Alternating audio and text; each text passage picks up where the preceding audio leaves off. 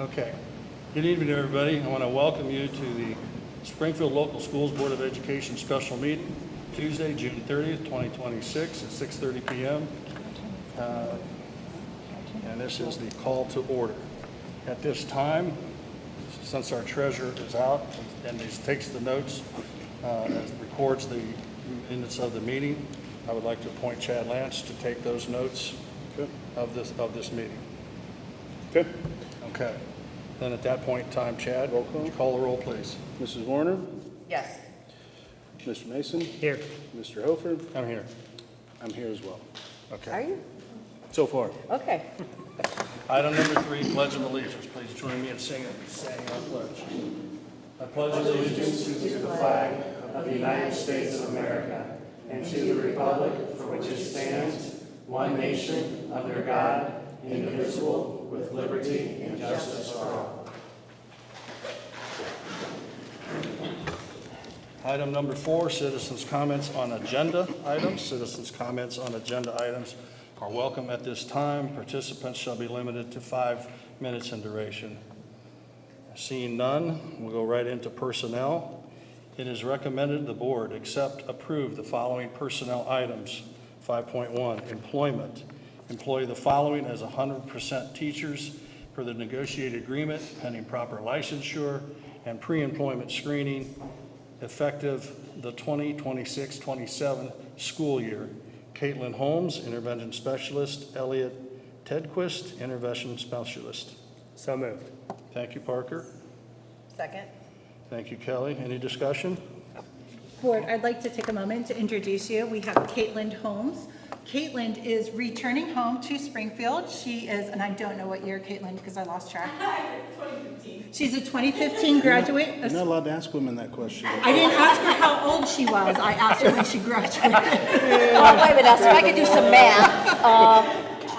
Caitlin's 2015 graduate of Springfield High School. She is a resident here and a parent in the district, so it's a fabulous combination to have. We're glad to have Caitlin come back. Her husband is also a Springfield grad, so we have a total Springfield family right there. It's fabulous.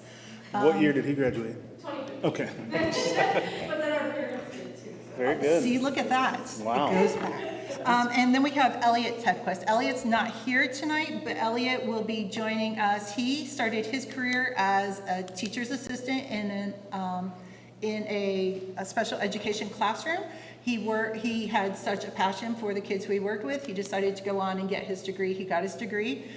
He just finished up a couple of years at another local school district, and he has decided to come to Springfield also. So Elliot will be joining us this coming school year. And it's fabulous to have people here, have these people here. It's just great That to wanna have be them. here. Yeah, that want to be here. Awesome. Well, welcome. Welcome. And if Elliot comes, he was supposed to come, so we'll introduce him when He he. was having car problems yesterday. So. Oh, yes, so, that's always a winner. Tell me about it. I was underneath my truck today, so. Any more discussion? If not, I hope we were fixing it. Just laying there. And- Or just, okay. if not, Mr. Lance, could you call the roll, please? Mr. Mason? Yes. Mrs. Warner? Yes. Mr. Hofer? Yes. Mr. Lance? Yes. Motion passes. Item number 6, resolution appointing Rosalind Moore as treasurer. Resolved that the board hereby appoints Rosalind Moore as the district treasurer for the period beginning August 1st, 2026, for a 3-year period ending July 31st, 2029, and authorizes the board president and vice president to execute a contract with Ms. Moore on behalf of the board upon such terms as have been agreed upon. So moved. Thank you, Parker. Second. Did it? I second. Second, okay. You wanna- So, Rosalind, if you would, love to have you introduce yourself, come up to the podium and. And who all these fine people are there with Who they are you? with you. We love it when people come to our board meetings. But my name is Rosalind Moore, and I thank you guys and have so much appreciation for you welcoming me to your district and the community. I look forward to working with the students and the staff and getting to know everyone in this community. And I have over 19 years of experience in working in the financial department, so I look forward to making sure that we are on point here and doing what is right for our school district. So I thank you very much, you guys, for voting me in today. Thank you. Thank you. Thank you. Any other discussion from the board? So it was nice, it was interesting doing the survey, and in our question, you kind of came right up to the top, so, after discussion, so. We're happy to have you. Welcome. Any other discussion, any other comments from the board? And Mr. Lance, call the roll, please. Mrs. Warner, Yes. Mr. Mason, Yes. Mr. Hofer. Yes? And Mr. Lance, yes. And I'd just like to give a round of applause to our two new hires that are here. Awesome. Thank you. Motion passes. Item number 7, temporary appropriation resolutions for year 2027. It is recommended the board approve the temporary appropriations resolutions for the fiscal year 2027 as it appears in Exhibit 1. So moved. Thank you, Parker. Second? Thank you, Kelly. Gia, after we do both of them, then if you want to explain, because Gia's going to do a little bit of explanation. Okay. So after we do number 7 and 8, Gia will come up and explain what everything is. Okay? Okay. If there are no discussion, Mr. Lance, call the roll on item number 7. Mr. Hofer, Yes. Mrs. Warner, Yes. Mr. Mason. Yes. And Mr. Lance, yes. Item passes. Item number 8, amended appropriations for fiscal year 2026. It is recommended the board approve the final amended appropriations for fiscal year 2026 in Exhibit 2A and 2B. So moved. Second? Thank you. And you want to give us an update, Gia, please? Okay, so I just wanted to give a little bit of background on the items that you're approving tonight. First is the temporary appropriations. So in order to move forward with any sort of transaction for the upcoming fiscal year that starts tomorrow, we have to have a temporary amount that's approved by the board so that anything from a penny to more than that can be dispensed. So it has to be board approved in order to move forward with any financials in the next fiscal year.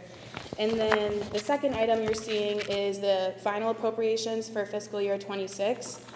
So there is 3 attachments. I don't know if you guys have those printed out, but they're on the agenda, but you can review or I can share them with you here. So the first one is notes. The second is a transfer and advance activity report. And then the third is going to be the final appropriations. So the final appropriations is a 17-page document. The first 16 pages are all the detail. The last page is the appropriation by fund. So we are appropriating by fund here. That's important to note. As well as the carryover being included in our final appropriations. So that's money that was encumbered coming into this fiscal year that was from last year, but it was spent in this fiscal year. So that's important to add because we want to know that what we have been approved to spend includes what came over from last year. So really the main point of this is to ensure that we're being compliant with the standards set upon us. So we want to ensure that what the board approves as far as our appropriation and what we're allowed to spend matches what was spent. So then you'll also see on the transfer advance activity report, we had to do a couple transfers and advances in order to close our accounts. That some of them had negative cash balances. So the first one was a transfer, and we had to transfer an additional $57,000 to our 006, which is our food service fund. There was an initial transfer that was approved in June, but that didn't cover the entire amount that the account balance was negative. So we have to transfer that additional $57,000 to ensure that that account ends at a 0, so that it's not ending negative. And then we had, the rest were advances. Those have to be our grant accounts, our federal and state grants that currently have a negative cash balance. We don't want to close our books with negative cash balances. So we advance the money from the general fund so that the books can close without negatives in the accounts. And then once the books close, we send that money back to the general fund. So that's just a little recap of what's on this agenda for you to make sure we're compliant and what you say we're approved to spend matches what was spent. other questions? Gee, a couple questions for you. So number 7, the temporary ones for next year. I don't want to use this term, but I'm going to. It's more of a formality of each school. This isn't anything out of the ordinary. It's Yes. just a Both end of these items are. sometime in June. It's preparing for next year and also closing up starting to close up current year. Yeah, it's typically a percentage. Chris told me that the way he prepares them here is 25% of what the entire budget would be for the year.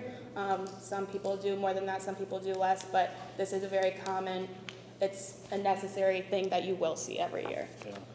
And then, I don't know how much details or experience you have with the food services, but the transfer for that one, my understanding is we have a grant, a reimbursed grant or reimbursed funds for the food services, feeding all the kids breakfast and lunch. Is that, where's the shortage come from then? Is it? Okay, So, so, you go ahead. no, go ahead. Well, my understanding is that it's not very uncommon for food service accounts to run in the negative. Right. I know for many years, a lot of schools didn't do that due to the money they received from COVID funds, but now that's kind of phased out. We don't have that anymore, so you will run in the negative. You do get reimbursed.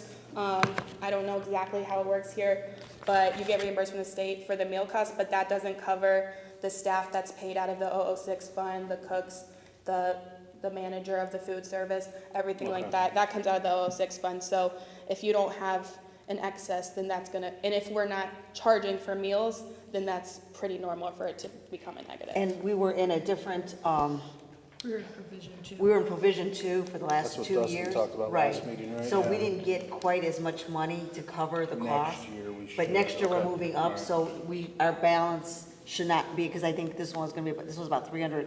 350, yeah. Because if you remember, it was last April that, when we had to do, the last month of school. So that's why, so next year, that number should be a lot smaller because of the new The new format that we're going bucket into. line. Okay. All right. Thank you. Any other comments? And hearing none, Mr. Lance, call the roll for item number 8. Mr. Mason, Yes. Mr. Hofer, Yes, Mr. Lance, yes, Mrs. Warner. Yes. motion passes. Item number 9, citizens' comments. Participants will be limited to 5 minutes in duration. Are there any citizens' comments? Then seeing none, we'll move to item number 10, adjournment. It is recommended the meeting be adjourned at this time. So moved. I'll second that.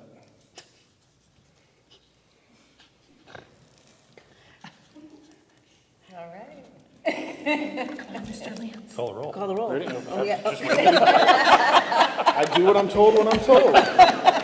Mrs. Warner, Yes. Mr. Lance, yes, Mr. Hofer. Yes. Mr. Mason. Yes. Awesome. We are adjourned. Thank you. Thank you all. So, Mr. Ross, did you talk to her about the slides?